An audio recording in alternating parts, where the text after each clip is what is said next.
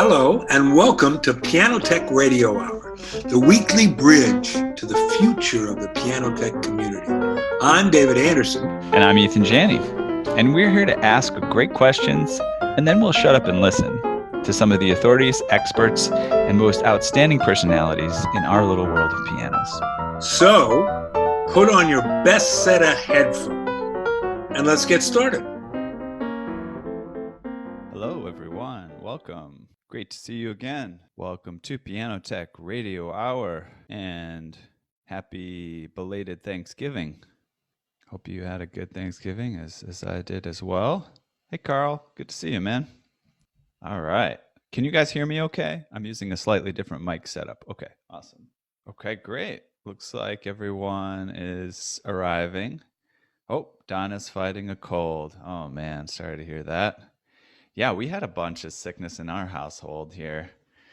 My son had a fever for like a week, and then my wife was a little bit sick, and, luckily it's all just sort of normal stuff, but it's always kind of annoying and scary. And interestingly enough, I've been the one that's been traveling and being exposed to sort of lots of different people. I've been in Miami, I've been in New York, and I have not gotten sick, so that's good. Yeah.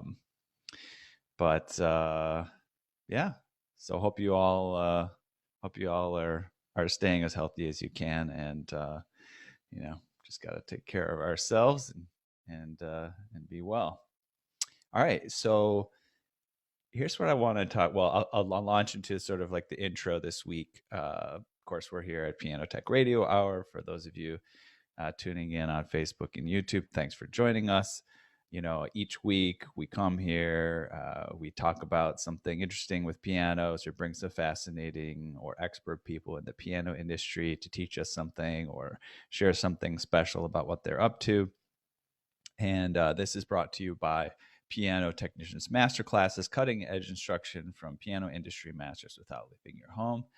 And you can find out more about that at pianotechniciansmasterclass.com. See a couple other folks are jumping in here, so just make sure and let them in. And yeah, so something that we've been doing, we had a couple guests over the past few weeks. I mean, we brought in Rick from our Castman and Sons piano out there. I believe he's in San Francisco, and had an interesting discussion about, piano dealers, the piano industry. We also we brought in Jonathan Cleghorn to talk about this Chickering piano with a brown action that he had worked on in Peru, and that I had come and visited him and worked on a little bit with him in Peru, and that was kind of interesting. Rick, I was going to mention, it was interesting, his perspective on the piano industry and where it's headed. He was very optimistic, and just kind of focused on the technological developments and how everything's always going to be getting better, and there's sort of always developments going on. I know he specifically deals in Steinway pianos, which is particularly interesting, I think, from that aspect of kind of developments in piano technology. And it's a very interesting brand in the fact that it has this deep roots in history, and they try to emulate historical pianos and bring in facets of historical instruments, pianos with like 4 different pedals, and different types of sort of tone rails that you might not typically encounter today, but might have been more common back in a different period of history with pianos. But at the same time, they're developing all new technology around pianos. They're creating ways in which sound can be transduced from a speaker, basically turning the soundboard into a speaker and playing along with the piano. And in those respects, I know Yamaha's doing some of that kind of stuff as well. Or just basic stuff, which nobody else had been doing very much, like taking, I think it was corrugated aluminum to create their lids for their pianos. So, a ton lighter, and the manufacturing on it may be slightly more expensive than a traditional lid, but the lightness of it, was actually quite advantageous. And in addition to that, they were sort of exploring those things and finding that, hey, like this may even be better for the sound. Like having a big, heavy lid on a piano doesn't necessarily do you any favors in terms of the sound of the piano. So anyways, interesting stuff. I think on those levels, I totally agree with Rick that we're moving in a very interesting direction for the piano industry, and there's lots to look forward to. So on top of this, we've been exploring some of my adventures in Peru and exploring Peruvian pianos, which has been kind of fun to revisit this, and kind of reflect back on the adventures that I had in Peru. And for those of you, to catch you up who haven't been in on this story, basically, I visited Peru back around 2015, 2016. My wife was at the time doing her PhD studies in anthropology, and she needed to go and live in Peru for an extended period of time to do her field work there. She was studying, indigenous people, their photographic practices, some other historical pieces, recent historical pieces of the evolution of photography in Peru. And we found ourselves living in this city called Arequipa, which is the third largest city in Peru. Lima and Cusco being in front of those, Cusco being the one that probably most people visit to go to Machu Picchu, because it's relatively near to Machu Picchu. And I, had the opportunity to travel around Peru, be in Arequipa, go to visit Lima, actually get engaged with interesting characters in the piano industry and even in the government of Peru. So, we spent time sometimes at the United States ambassador to Peru's mansion in Lima, right? And sort of for some of the events that my wife and I had been invited to. She was a Fulbright scholar, and so the ambassador from the United States would host various events for Fulbright scholars and various scholars in the area. I'll bring this in on another day. I actually ended up working on the piano at the governor's mansion, or sorry, not the governor's mansion, the ambassador's residence in Lima. That was one of the pianos that I worked on. And then also through various sources, as we learned in some previous weeks, I got connected with the president of the country and the presidential palace, and got connected through the ambassador, as well as another character, which I'd love to. I think we touched upon briefly, but this very interesting character, a guy that was a diplomat from Peru, and he had traveled the world, been to like Switzerland and the United States, and many places, countries, and sort of on diplomatic missions to various countries, and just so happened to be a piano player. His I'm trying to think of his name now. Hernando Torres Fernandez. It was a very fun name to say.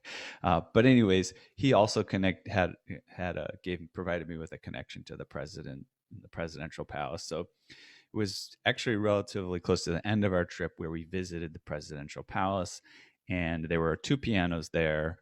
One a Pleyel piano, the other a Steinway piano. And the story that they had on these pianos was that a local piano technician had visited them and say, hey, these are kind of not worth anything, basically. They had been gifts, been kind of into disrepair, and they should probably just get rid of them. They're just as good as garbage. So, I was kind of called in, hey, why don't you take a look at these pianos and take a second look and tell us what you think? And as we looked at them, and I'm going to share with you some more pictures because I found another source that I had pictures from. So we'll share some more about those pianos and maybe move on to a different piano story. But yeah, the general conclusion on my end was no, they're not necessarily garbage. Yes, there's some things that could be improved about them. Action mechanisms, the keyboard, the key leveling, the strings. Like actually, most things were in pretty good shape. Potentially the biggest issue that somebody may have declared them, garbage, I suppose, was there might have been some sort of vermin or like a bug infestation in it that eaten some of the wood parts away, maybe eaten some of the bridge away, some of the soundboard away. But it didn't seem like something that you would totally get rid of the piano. So, and I don't know that I was looking through these photos. I must have had some evidence, like some photo evidence of this problem, because I'd love to share it with you guys. I don't think I've come across it yet, but maybe we'll come across it. But what I'd love to share is just to bring you through some of these photos that I did come across. Again, I have basically just a ton of an archive of photos from all sorts of pianos in Peru, and it's hard to dig through it a little bit. So I'm just going to bring this up here in my Dropbox, basically. I've tagged some of the photos that I think are interesting.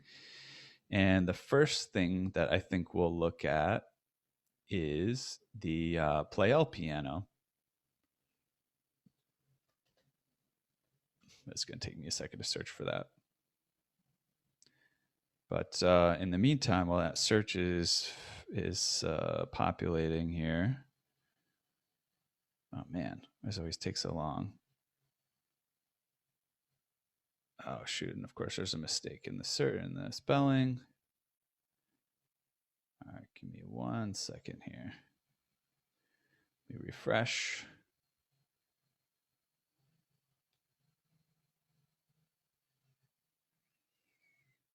And try this.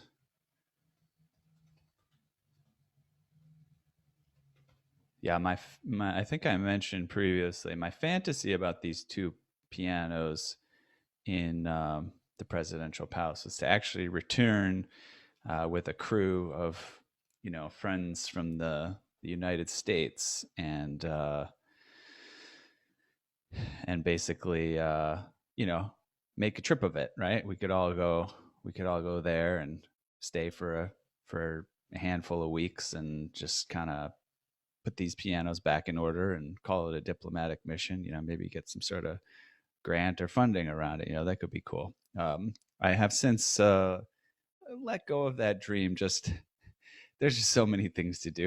It seems like it would require a lot of planning. But if I can get a crew together, like putting the word out there, we can all get together, head down to Peru, and I think we can make this happen.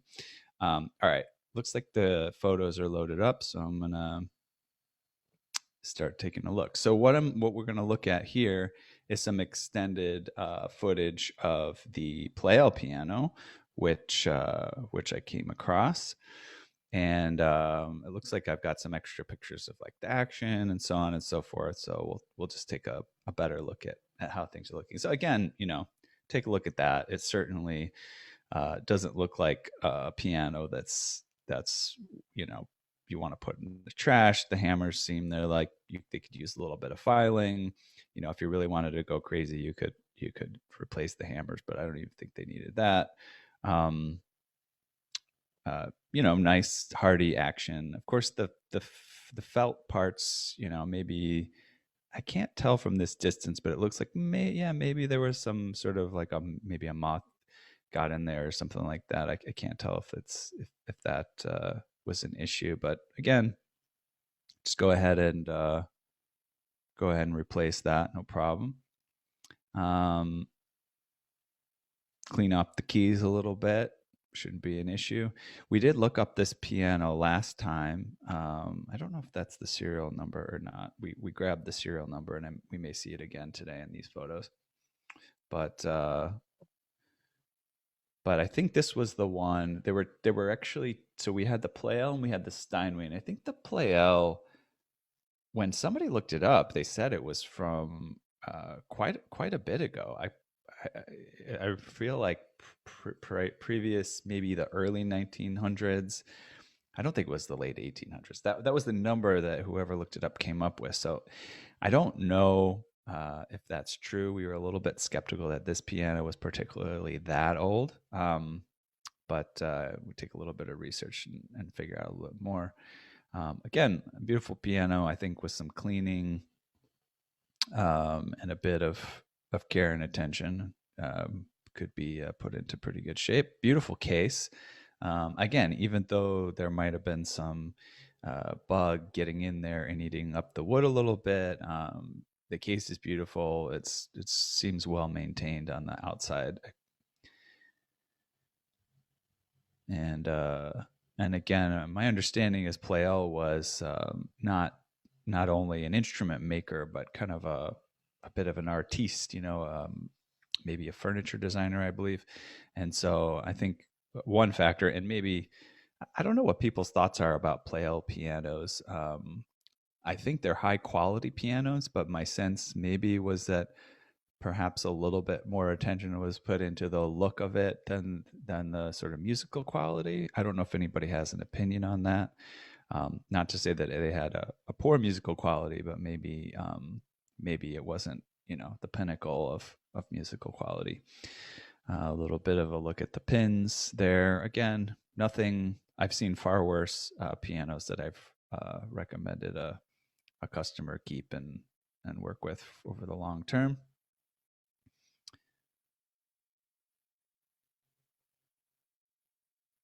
Yeah, this might be. Yeah, even the back checks seem relatively good condition. Beautiful inlays and beautiful music desk. You can see certainly some issues, like this key is permanently stuck here. I think forget what the actual issue causing that was.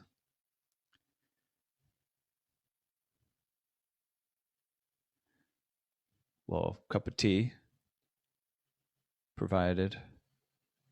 Hospitality.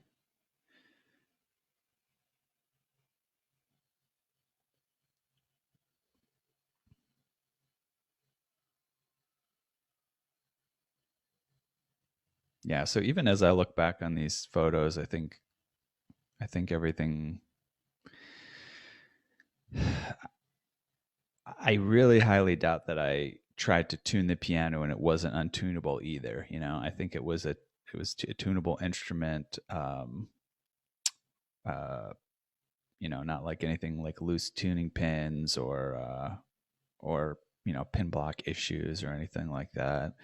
I think the hammer alignment, I don't know what we can say about it at this point. I mean, probably the springs are need some strengthening, so it'd be hard to tell if there's an issue here. Maybe these are all just laying on the rest rail and that's why they look relatively straight. Had a couple strings replaced, not a huge issue.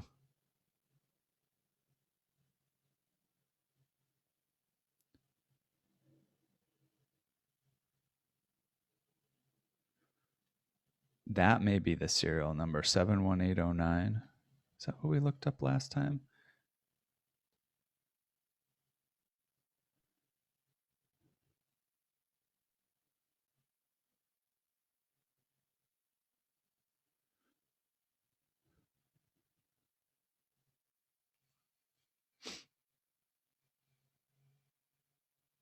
Sort of an interesting style to the piano, with the sort of set of four legs towards the front here, as opposed to sort of the big two big legs up the front. And maybe that is part of supportive evidence that's a little bit older piano, because I don't know that that's more as common nowadays. Maybe also just the fact that I don't know if anybody has any insights or about that either. Like is there something more advantageous to having one big, strong leg as opposed to sort of two smaller, slender ones? Maybe they're easier to break or might have issues. All right, let's see here.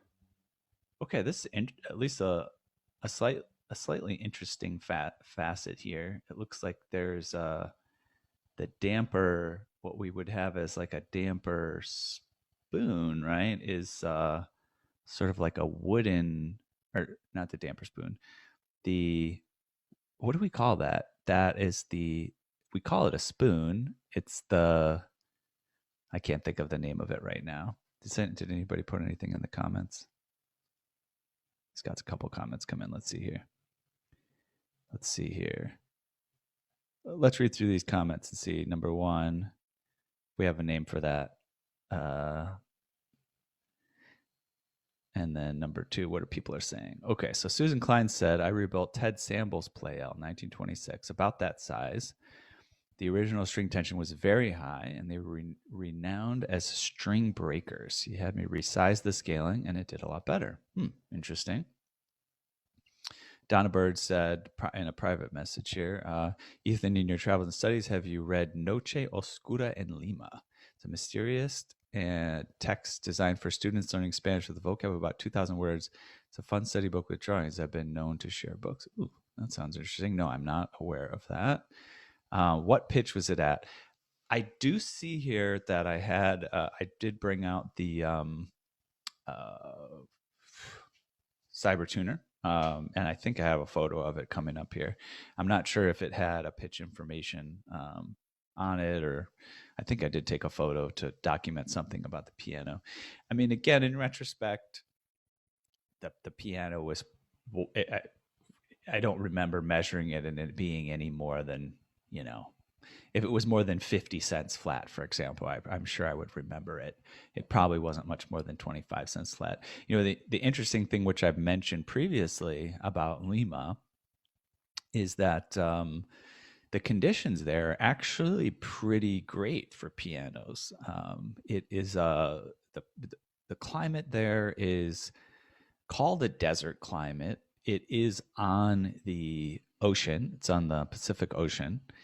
And so interestingly enough, you have all this water out there in the ocean, but, in order to grow things, they have to, create artificial watering of plants, heavily in order to have greenery on the ocean front and things like that.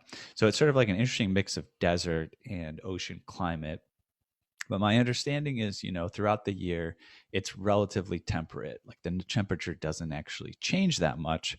And so, I talked to this guy, again, who maybe we'll visit some photos and some story of him either as well. His name was Anders.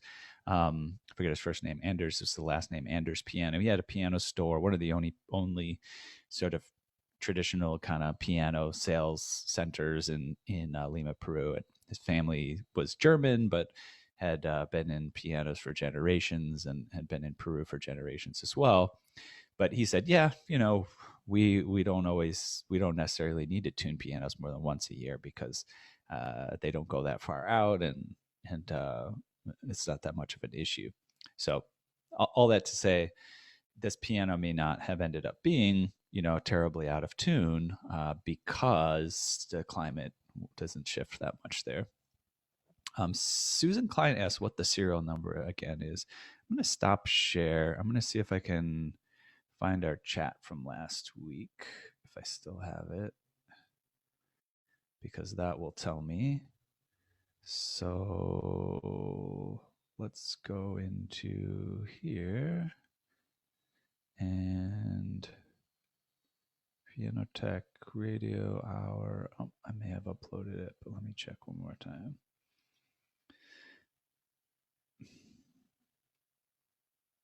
Okay, so last week was the 20th, is that right? Perfect. Yeah, let's open up the chat. Okay, so yes, serial number 71809. And last week, Dan Garrido said that would mean that the piano was from 1875. Pretty impressive, I think, if that piano was from 1875. Perhaps that number was some other number that we found, but yeah, 71809 was our sort of theoretical serial number for the time being. Bill Magnuson said the knuckle underfelt looks degraded and the leather loose. Okay, let's take a look. Share screen again. Yeah, it does, doesn't it? Yeah, I think that this is part of the issue. I think, if anything, the issues with this piano, it's less climate related and more, what are the organisms that inhabit that climate? So I'm wondering if somehow something got in here and found the felt to be quite delicious and caused some issues there. Yeah, and this is also maybe, if I'm reading this, if I'm looking at this correctly. So you have an adjustment screw for the repetition lever, which seems to be somehow connected to what would be sort of this spoon for the regulation of the jack position. And it's kind of serving the multiple purposes there. If I'm viewing that correctly, and from memory here, I don't remember from memory seeing this. So that's unique, and it looks like I'm trying to think. So why it's necessary for us to have a spoon mechanism, right? For that jack adjustment, right? Is it something that we bend? I don't think of bending that too much. And it is kind of strange because it's a little bit it's circular, so it almost encourages the misshaping of the felt on the other end of the adjustment screw for the jack position. So yeah, I'm not sure. I mean, maybe this is a good idea. Let's see what else we have in terms of comments. Bill Magnuson says, Susan says, the atlas says, but it looks somewhat later than 1875. Yeah, maybe somehow we're misreading what the serial number is. Sometimes it's hard to gauge serial numbers, and there's multiple numbers written on pianos. I think that's the rep lever height adjustment. Yeah, this is what I think this is right here, the repetition lever height adjustment, and interestingly somehow connected to this what traditionally is like a spoon here. Nancy Salmon says, is that a center pin at the bottom of the whip abstract above the capstan? Okay, so at the bottom of the whipping abstract above the capstan. So like here, somewhere around here, is that a center pin? Yeah, I don't know. What if I can zoom in on this? Let's see here. Is there a way to down here? So there's something I don't know that that's a center pin. Is this what we're talking about? Like here's a center pin, that's clear. This looks like a center pin.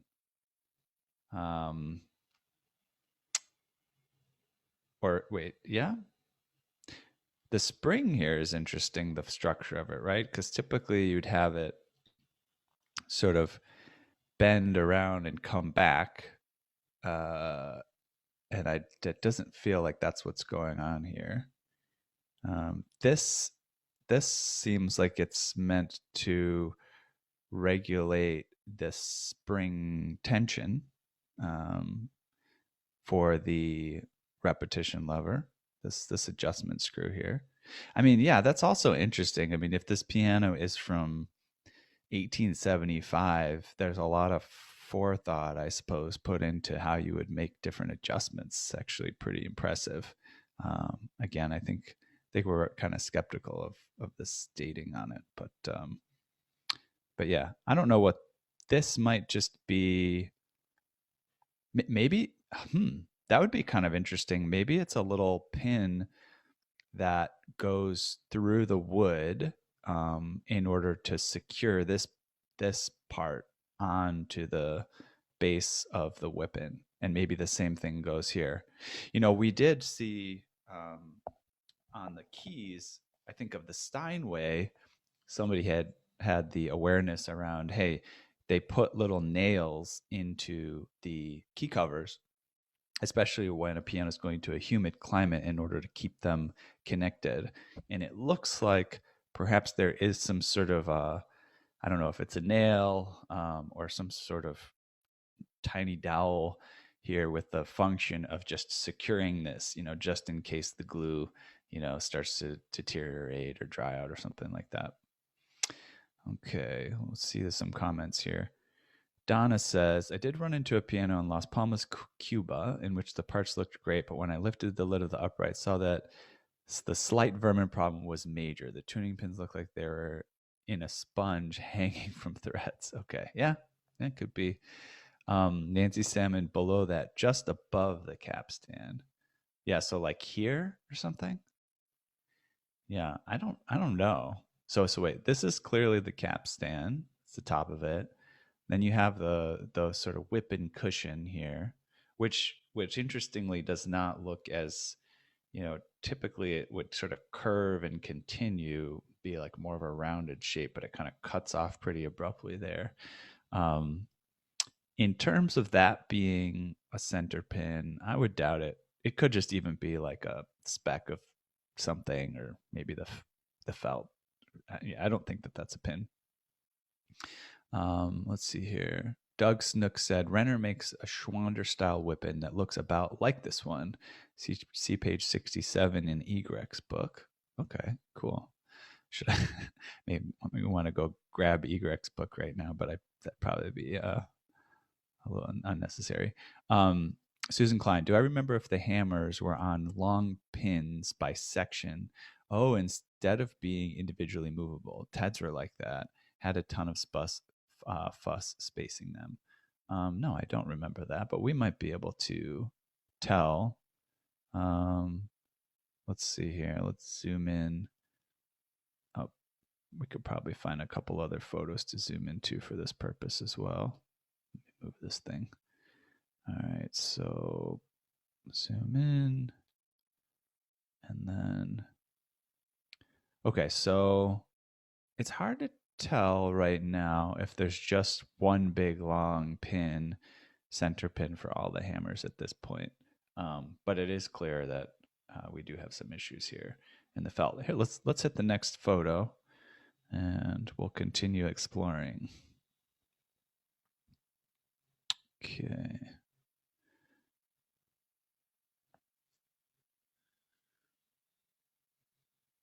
Okay, exterior. Got the cleaning ladies to come in and give me some assistance. I brought in their vacuum cleaner and some cloths to give it a little love. Here, let's zoom in here.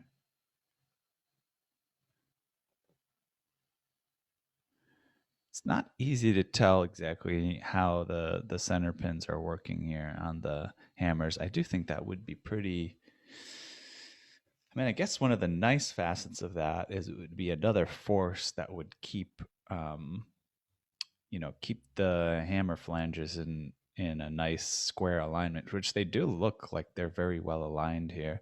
There's also seems to be I don't think that this is an empty kind of nook at the back of the hammer flange. It looks like there's something like some sort of pin or something that really nicely holds it in place. Even compared to some modern pianos, the alignment on these hammer flanges look to be very, very neat and square. Let's see here. Let's hit the next one.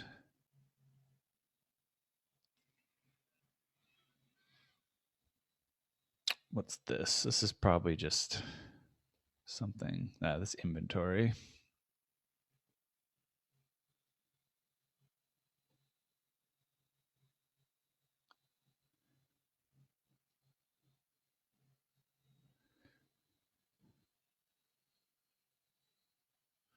See if we see anything interesting. So this is the other side of the action.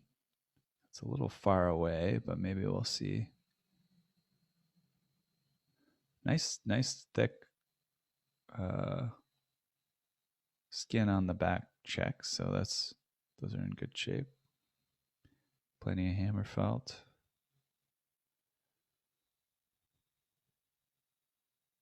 So yeah, I'm not sure exactly what this little dot is. Should I be sure? Because this is your pivot point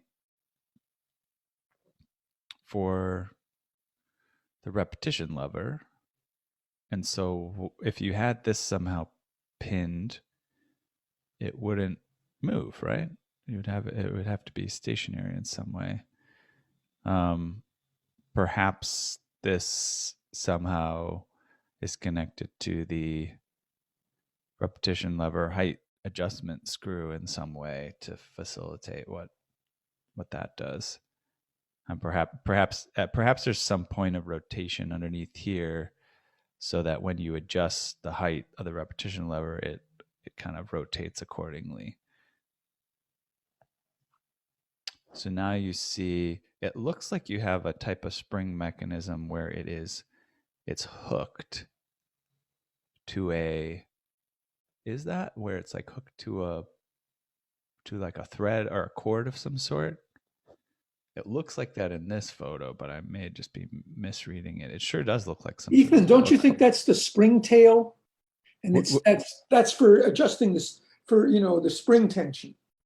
On where? So at the back. Here.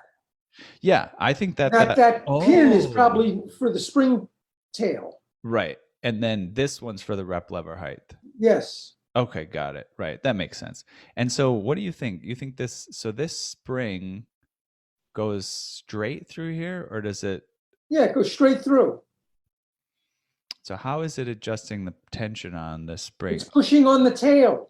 It's pushing on the tail of the spring. And so you can get slightly more tension by tightening it. Yeah, that makes sense. All right. Let's see if we see anything else. I have to say, what is this little thing hanging out? This could be evidence of what, who said that earlier? Of like sort of one long cord that's running through everything for these hammer flanges. Any thoughts on that?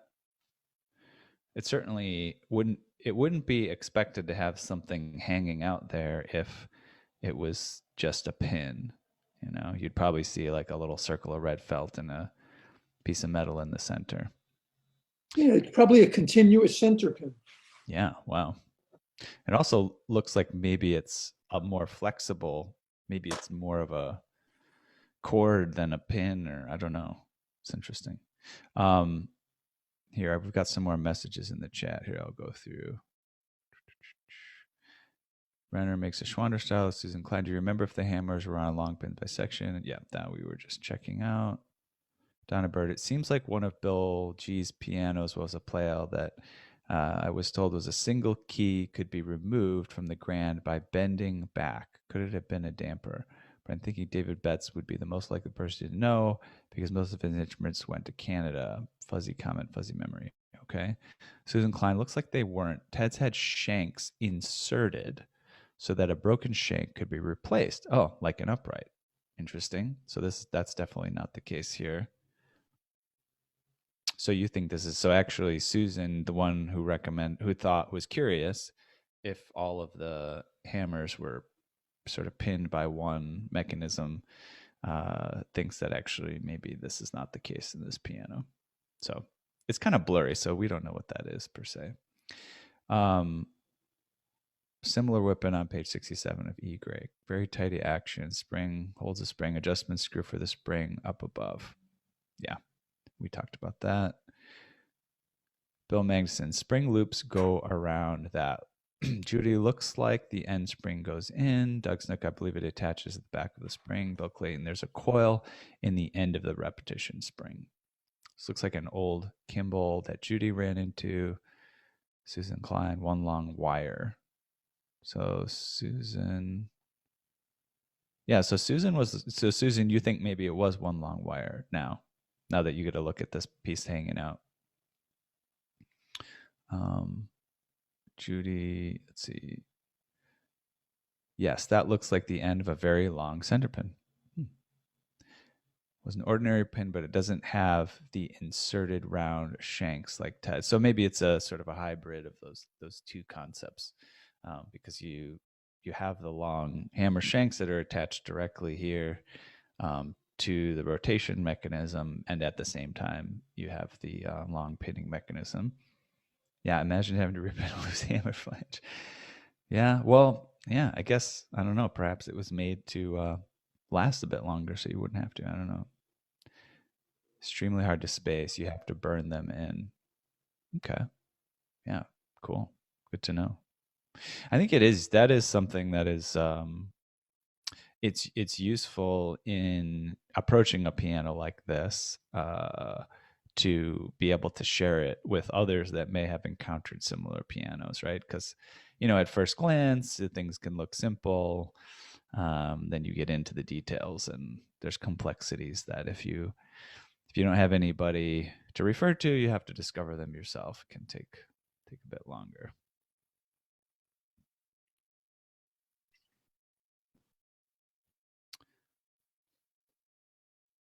Cool. Pedal mechanisms. Cleaning things out a little bit. Yeah, 718. What was that number? 71809. I mean, if that doesn't look like a serial number, I don't know what is. 71809. I don't know. What do we do about this? Is there any world in which we really think the piano is that old? It just seems so advanced in so many ways. Is there anybody that believes that this piano truly believes that this piano is from 1875? No, nobody. All right. Well, we have to explore further. Perhaps we can look into some of these archival logbooks, right? For those of you that were here last week, we looked and we found that in France, there's some curators who maintain logbooks of these pianos. Pleyel was one of the brands, and along with Erard was one of the brands as well that they had logbooks on. So maybe it's worth looking into the logbooks and seeing if there's some more specific information on this specific piano. Let's see here. Bill Magnuson said maybe they saw them apart if necessary to remove one. Robert Wilson, probably mistake on the Atlas. Yes, could be. To me, the case looks like the 1920s. Yeah, that's also good observation, Bill. It does look more like a 1920s style case. And I'm also curious, like, well, when was Pleyel prominent? Looks real to me. If a 1 was missing, okay, so maybe 17109 would have been 1922. Interesting. Let's take another look at that. But come on, so they just forgot to add a 1. It doesn't look like anything got removed. I suppose it could have been redone, and then somebody accidentally forgot the 1 when they put the number back on the plate. But yeah, that is an astute potential alternative, Susan. Could be a month or date and year. 71809. Yeah, I don't know. All right, let's take a look at a few more. See what else other photos I have. And then I may have some more photos of that Steinway. So, looking at the action there. The final flange here on the hammers on this side, though, doesn't have that overhang, which is interesting. Be very hard to tell that it was one long strand.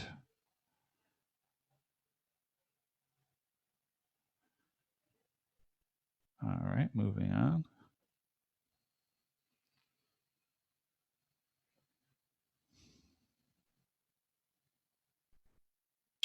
Key is looking pretty solid.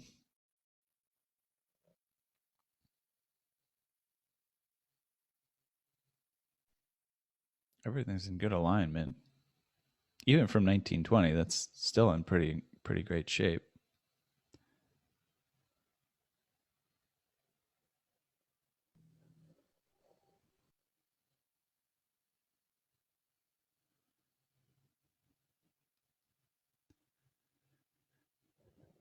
That's a problem. Guess it's just the grain of this particular piece of wood had some imperfection in it, I suppose, because that key is terribly off, especially compared to the other ones.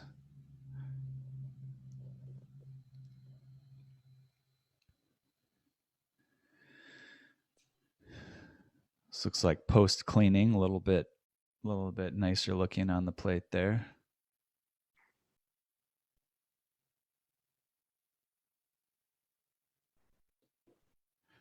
Let's look at those dampers.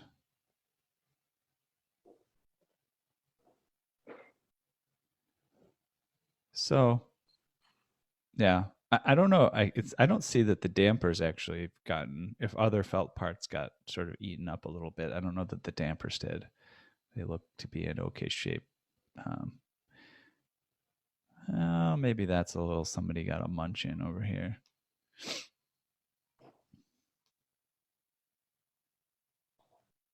Look at that. One more time. 71809 written again on another part.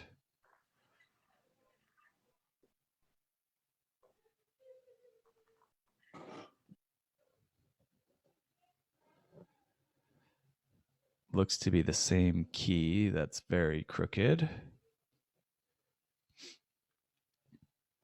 Actually, this is a question. What would you do here? What would you do to fix that key? It seems like even if you rotated the pin underneath slightly, it would still be quite crooked there. Any suggestions or approaches to that when you have a key this far off? The balance rail. Push the balance rail. I think it's the balance rail pin. Yeah. Do you think that the key would still be sort of weirdly diagonal, even because it seems like if you push the balance rail pin, you tighten this gap slightly, and then you'd make this gap a little bit wider. But do you think the actual pin would rotate, or the actual key? Yeah, a little bit. A little bit. Yeah.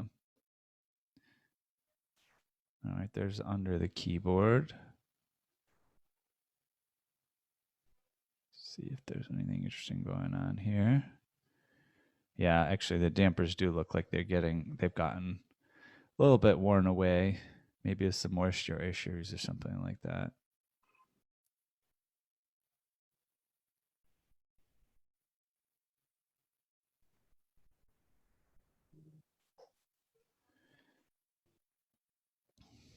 What do we got here? Okay, maybe that's a piano tuner. Olea Service 2301 2014, maybe? Yeah. I don't know. That might just be like a shipping I don't know. I don't know what that is. I don't know if that's a piano service or not, because this looks like is that maybe a map of Peru? And then the letters OS. 23 something 2014.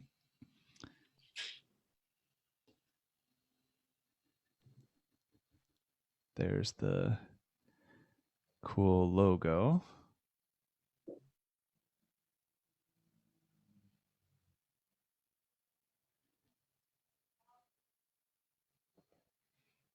It's probably the crooked key.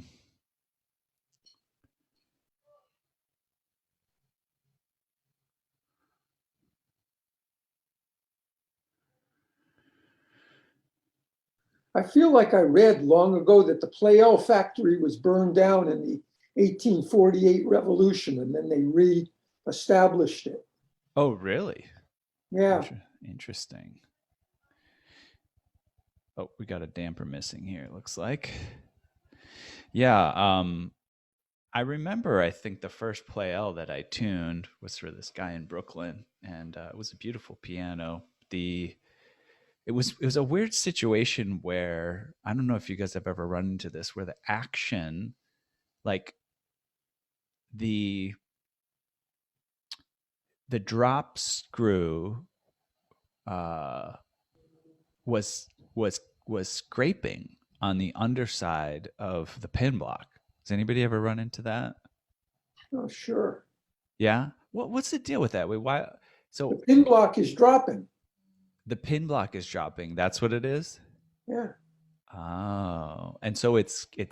Is there a solution for that? Is that like literally take the piano apart and sort of reinstall the Someone pin may block? have someone may have hit the pins and not supported the pin block. Mm-hmm. Got it.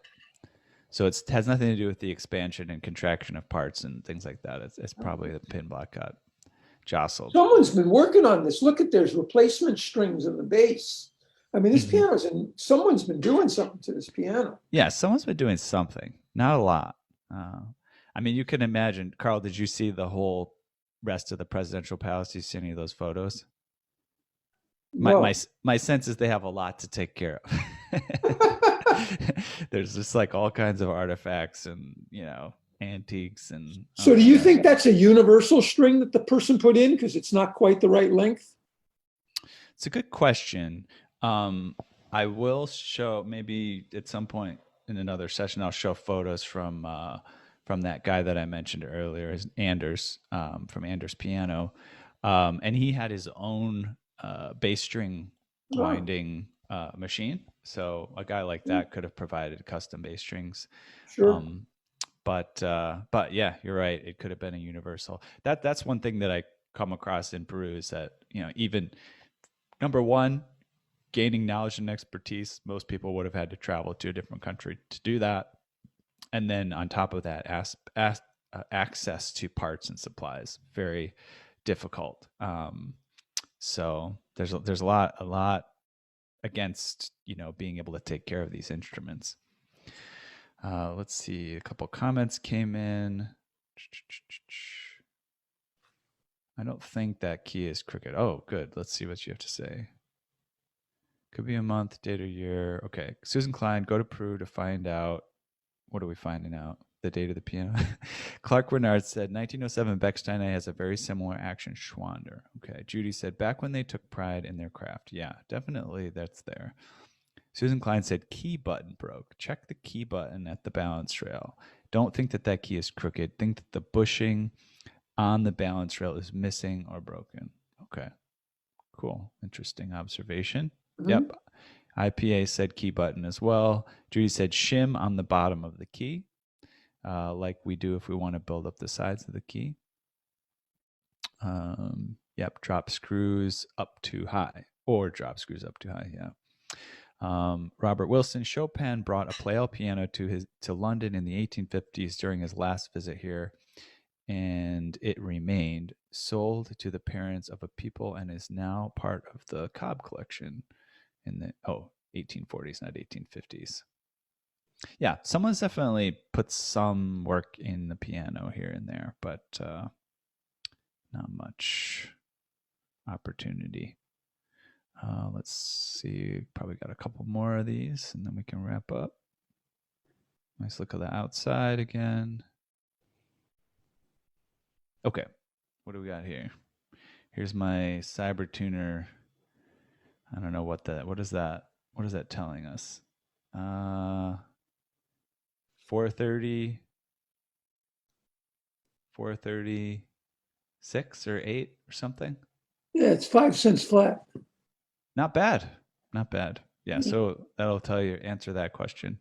I mean, clearly it was just measured a couple of notes. It could be varying different parts, but yeah, I think the tuning of it was not so bad.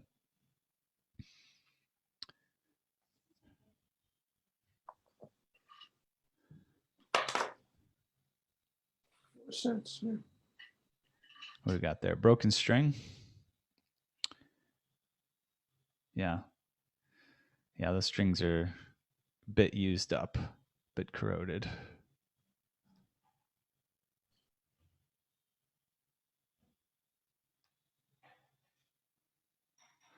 All right. Well, that's perfect. That's my last photo that I had in queue to share. I did have some more of the Steinway piano as well, but that was pretty cool. And thanks for all your input. That was fun to just kind of be a little piano investigation gang of piano investigators here.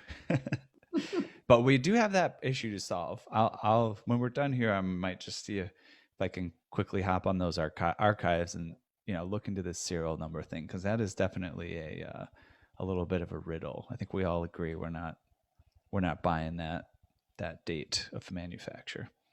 Cool, guys. Well, thanks again for joining us, and happy Thanksgiving to everyone.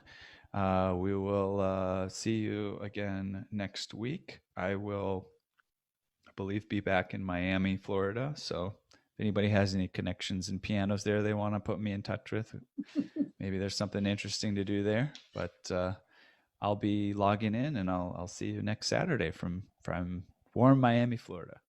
Happy Thanksgiving. Right. Talk to you later.